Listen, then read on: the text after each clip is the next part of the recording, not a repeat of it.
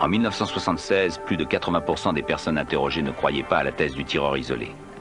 Poussé par la pression populaire, le Congrès met sur pied une commission d'enquête parlementaire sur les assassinats.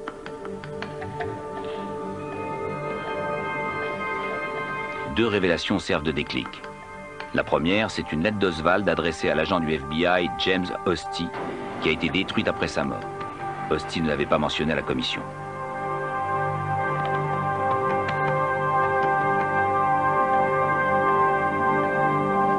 La seconde fut la découverte de l'implication de la CIA dans plusieurs tentatives d'attentats contre Fidel Castro, révélant la présence d'éléments incontrôlables au sein de cette agence gouvernementale.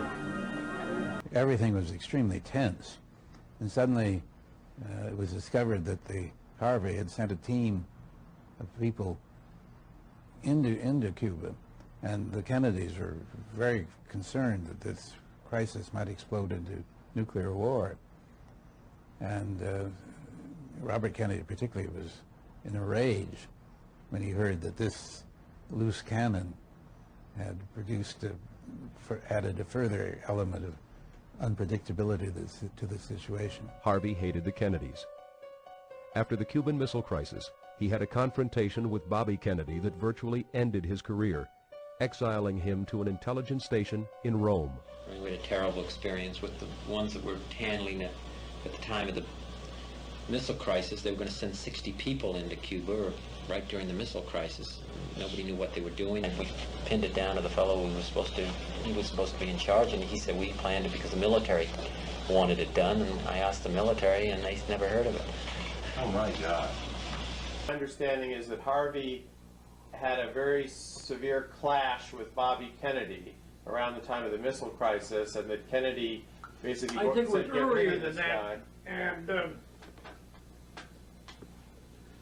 he posted an old slogan somewhere in the agency premises that said, the tree of liberty must be nourished by the blood of patriots.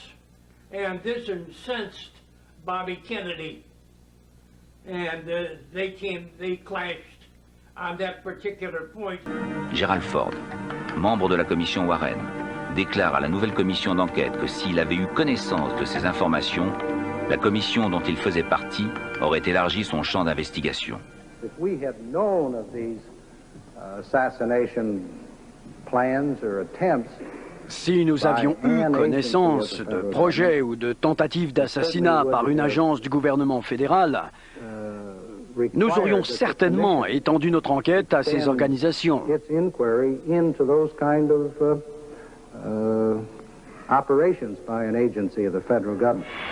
Oui, il y a bien eu un quatrième coup de feu, conclut la commission parlementaire dans son rapport de janvier 1979, en s'appuyant sur l'analyse des enregistrements effectués par des micros de la police de Dallas.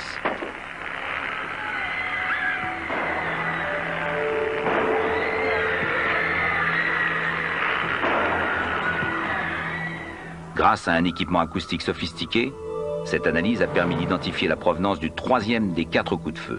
Celui-ci est parti du monticule herbeux. Un autre tireur au moins a donc fait feu. La commission d'enquête parlementaire conclut qu'il y a probablement eu complot. I believe he was killed because he already had détente. It's come out now through a book called JFK and the Unspeakable. It was discovered in the Vatican. Kennedy and Khrushchev were back-channel communicating that their governments didn't even know it. And both of them had agreed they were going to end the Cold War by '65. Imagine what the world would be. And what happened? Kennedy was killed. They were doing it through Pope John. He died of cancer. And Khrushchev a coup d'etat happened in Russia. And Khrushchev was taken out of office because there were people that wanted the Cold War. And what did we get substantially? 20 more years of it.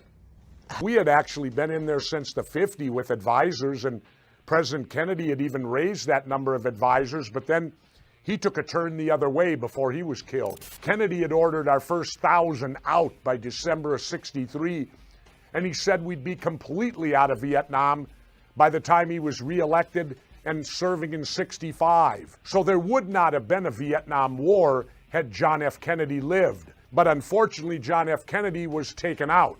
He was killed.